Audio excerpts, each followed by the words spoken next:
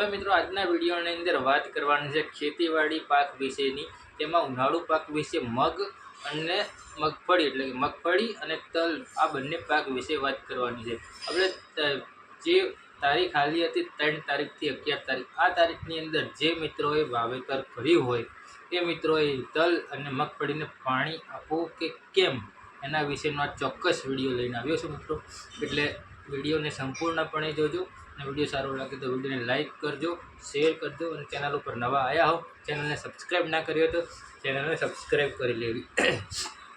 Generally રીતે મિત્રો મગ અને તલ, મગફળી અને તલ આ બંને પાક એવા છે કે વાવ્યા પછી અને તરત પાણી આપવાની જરૂર નથી પડતી, પણ કેટલા દિવસે પાણી આપવું એના વિશે ચોક્કસથી વાત કરી લઈએ તો મગફળીમાં જો ભેજવાળી જમીન હોય તો 5 થી 7 દિવસે પાણી આપો તો ચાલી જાય છે, અને તલમાં પણ જો ભેજવાળી જમીન હોય તો 4 થી 5 દિવસે પાણી આપો તો ચાલી જાય છે મિત્રો।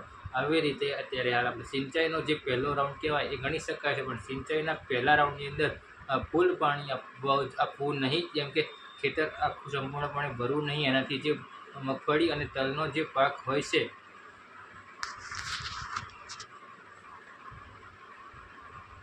મગફળી અને તલનો જે પાક હોય છે તેમાં નુકસાન થવાની ભીતિ રહેલી હોય છે મિત્રો। એટલે મગફળી અને તલના પાકને જે પાણીની જરૂરિયાત છે તે વધારે પડતું પાણી આપવું નહીં। બીજી સિંચાઈ ક્યારે કરવી એ આપણે નેક્સ્ટ વિડીયોની અંદર વાત કરીશું।